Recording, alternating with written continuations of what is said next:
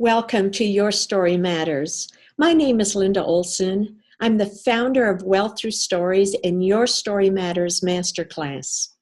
Our Masterclass series is where we interview experts about their story. I'm so excited to introduce our first expert in our Masterclass series, Erick Rheam. Erick is a speaker, author, and graduate of the U.S. Military Academy. Erick's mission is to motivate business professionals to live life beyond excellence and become inspired to pursue significance. Join Erick on his journey from police officer and special investigator in the U.S. Army to transformational speaker, and you too will be encouraged to uncover clarity and passion as you find your true purpose. Welcome, Erick, to Your Story Matters. Tell us a little bit about how you got started in speaking. Well, I think for most speakers, I kind of stumbled into speaking. It wasn't like a lifelong goal where one day I just said, hey, I want to be this professional speaker. I didn't even know there was such thing as a professional speakers. I thought speakers were celebrities. That's something they did on the side. I didn't know that normal people like you and I could actually have a business model that would allow you to speak. And so I just stumbled onto speaking when I was at a conference one time. I worked for a software company, and I was one of the hundreds of vendors that are in this big arena. Your audience, a lot of folks have been to conferences. They've experienced that before when you go in this venue and there's all these different booths set up and vendors vying for your time and attention. And I was one of those vendors. So as I looked around one day when everybody was at a session and there was people speaking to them, and I was looking around at all the other vendors, I noticed they were sitting there getting on their emails. They were talking amongst one another. And I was trying to figure out, how can I separate myself from the rest? How can I elevate my company amongst all the other 100 vendors? And I realized, just be the person on the stage, because when you get on stage, you get a captive audience. And if you deliver a good message, you become like almost a mini celebrity at that conference. They want to follow up with you. They want to experience you and talk to you. And that would attract people to come to our booth. So I started getting to know some of the conference planners and committees, and started to get myself on some of those committees. And then I started to come up with some ideas where I could speak and say, hey, here's something I can do. So if I was on a committee and they said, well, we need a speaker, I said, well, I got something I can do if you want. And eventually one of the event planners said, sure, we'll have you do a breakout session. And so I did a breakout session, which led into another breakout session, which led into another breakout session. And eventually I found myself delivering keynotes. And so over time doing that, I realized that maybe I was on to something, and eventually people started to pay me. And then I found myself where I am now, where I'm actually getting paid to speak full time. Wow, that's great. That's a great speaking journey. I'm sure we have many people who are listening to this thinking, wow, I wish it would go so smoothly for me. Oh, wow. No, that's the edited version. We would have to have a whole separate interview to talk about the bumps in the road along the way. Well, I'm sure it is. You know what? We do want to hear a little bit about the bumps in the road. And that is, everybody has a transition time and a pain point that takes them on this journey to really be able to find that real message that's deep inside. What has some of that transition and pain been for you? Well, I just, probably early 2000s, I was in the military before. As a graduate of the United States Military Academy, you're required to serve 5 years in the military. So, I just was on this kind of road where really wasn't thinking about my future, just kind of taking a day at a time. And then when I graduated from the academy and after I got out of the military, I met my wife and started a family, and for the first time had to really face the fact that, hey, it's time to settle down and figure out what you're going to do with your life. And so I became very frustrated because I really wasn't sure what I wanted to do. I knew I had a message. I knew I had something I wanted to bring out to the world. I just didn't know what the venue would be and how I would do that. So I remember one day, Linda, I was finishing up a big project. I had to go to city council. I worked for a city in Colorado. I presented a big project. And the city council unanimously voted, yeah, we're going to go ahead and do this project. It was a big deal in my young career. And I remember that night because Linda, I went out on, it was a crisp Colorado evening. Anybody's ever been to Colorado? It's beautiful at night with the stars in the sky. And I just remember feeling really good about that accomplishment. And there was a lady, she was the assistant city manager. Her name was Renee.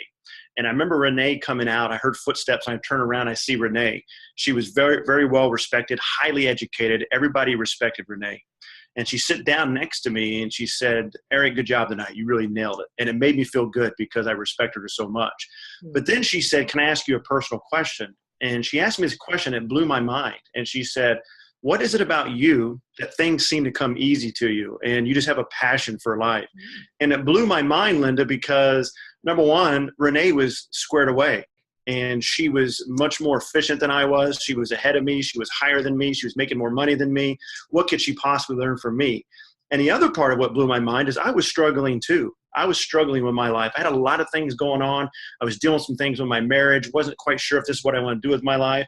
So it amazed me that even amongst all that, she saw something in me that inspired her and attracted to her. The frustrating part was I didn't have an answer. I didn't know. I couldn't give her an answer. I kind of stumbled through kind of a quasi answer, and it really frustrated me. And I realized that if Renee's looking, there's got to be other people out there looking too, and I'm not the only one. I think we all think that a lot of times our struggles are unique to us, and they're not. Whatever struggle you're going through, tons of people have gone through the same thing.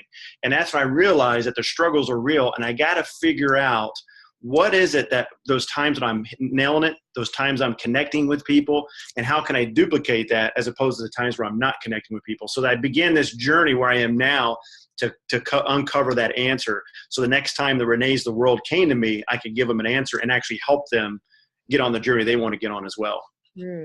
That's a great story. And even though you didn't have the answers at that time, what it did was made you think, and like you said, it was the beginning of getting on a whole new journey. So Yes. Sometimes the best thing we can do is just ask the good questions. Right. So that was really the starting point.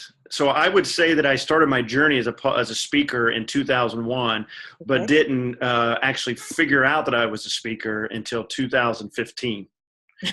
Okay, very good. 14 years until I realized Wow. hey, I'm a speaker. And so that was the start of the journey. There you go. That's great. So tell me, how do you use your story in your speaking? Oh, well, I do a keynote address called The World Belongs to the Encourager. And it's probably my greatest keynote that I give. It's usually one that they use to close conferences with. By the time people leave, they're tearing up. They come to me. They got their own story they can relate to. And it's based on that situation with Renee. In the middle, probably about 3/4 into my keynote, I just tell you the story I just told you about Renee. And what leads up to that is I tell the story about my mother. My mother's a fantastic person. My dad, I have great parents. My mother is probably the epitome of entrepreneur. Where she took nothing and built a huge, massive organization, multiple incomes where she lives off today based on one simple thing. And so what I do is I use that story where I build up and I bring it to the crescendo where I talk about Renee and I didn't have the answer. And then at the end of the keynote, I say this. I say, if I could go back in time and if I could have Renee come up to me again and say, Eric, what is it about you? I would have my answer. And the answer would be, I am who I am, I do what I do, and I live the way I live because I am encouraged. Because I had someone in my life that was willing to encourage me and uplift me every single day to the point where I can get to solid ground and I can build my momentum and go where I need to go. But until that point, I needed that encourager in my life. And so the whole point of that is if you do nothing else with your life and you just learn to be an encourager to others, you're always going to have success. You're always going to have opportunity because people are attracted to people that encourage them. Right. And so I base it all down to that one story that I crescendo up to that point of Renee. And the answer is because I was encouraged myself. And because I'm encouraged, I can then, it's like wildfire. I can go on and encourage other people as well because I'm encouraged myself. And so I was in law enforcement, Linda. And so I spent a lot of time in prisons and jails. And the one thing that I discovered that connects most folks that are in those situations is all of them are discouraged. So they got in a point in their life where they hit a low point, but they didn't have anyone in their life to encourage them and uplift them and get them back on track. I was lucky enough. I had an encourager in my mother. Now I want to be an encourager for others so I can help others like my mother helped me and pass it on. So that's kind of how I build my story into that. I mean, it's a 45-minute discussion that builds up to that, but that's the basis of it. Oh, I love it. Have you written your book on that topic yet? I have not, no. I hope Actually, that's I on do the have, list. can you see there in the background there? That is an outline for a book I'm under contract for right now. Oh, there you So, go. That's so good. I love it. yeah. So actually I'm on a deadline. I got to get that outline to the publisher here really quickly. So I got to get that done. I love it. Well, I think this is another book in the making, and no wonder you get such a great response with this being a keynote. Mm-hmm. That's fabulous. Yep. So, tell us where are you hoping this journey will take you? What do you really want to accomplish?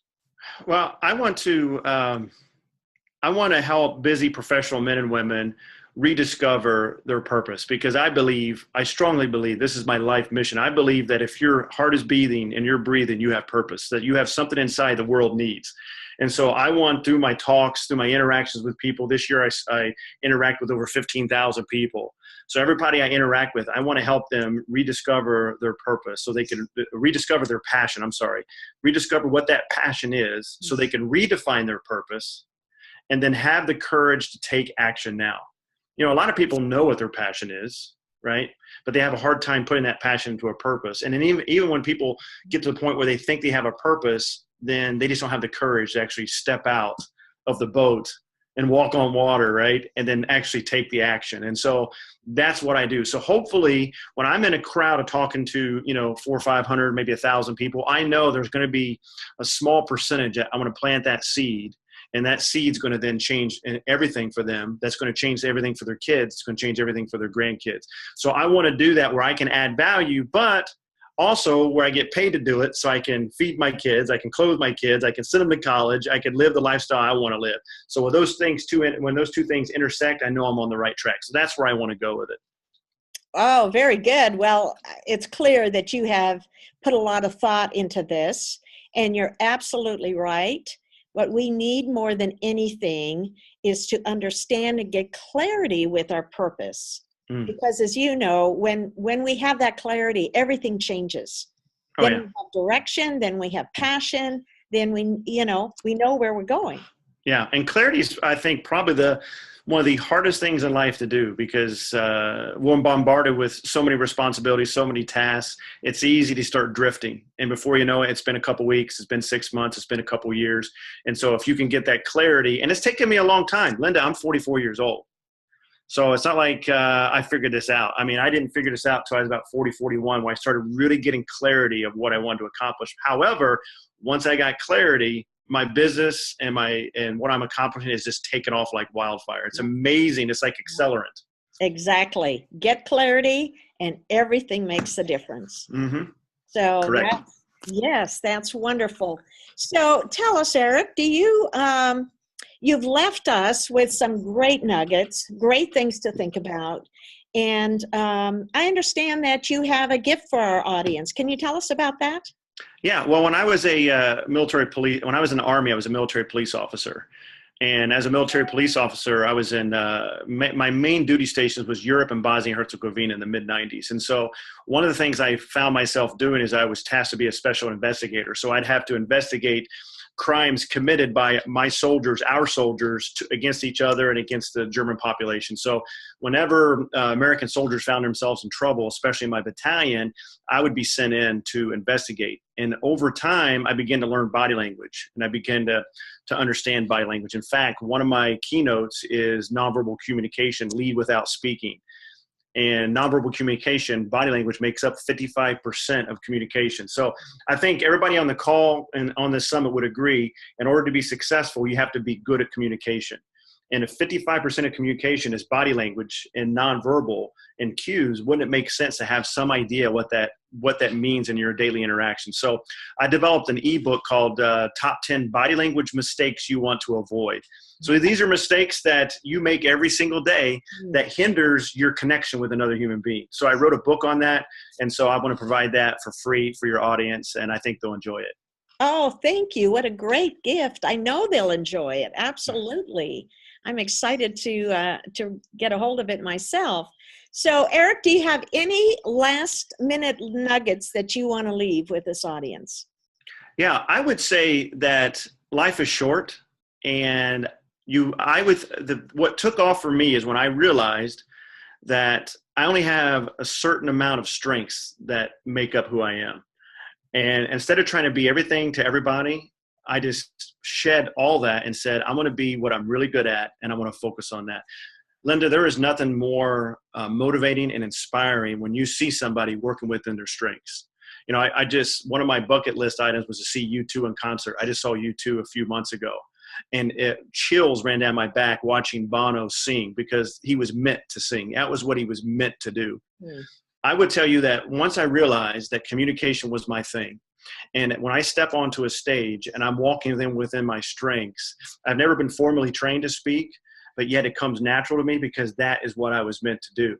And once I realized this is what I'm meant to do, and I just shed everything else and try not to do all those other things, and I got clarity in that, then that made all the difference. So I would say, figure out what your strength is. You know what it is.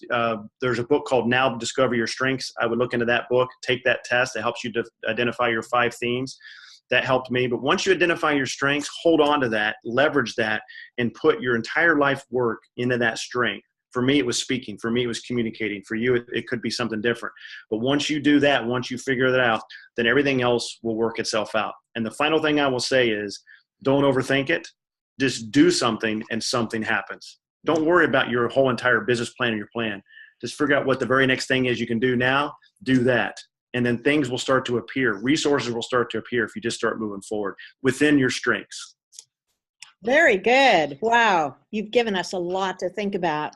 Thank you, Eric. You know, I appreciate the clarity that you have presented this with. We loved hearing your story. And more than that is the passion behind the clarity. And yes. So, like I said, you've given us lots to think about.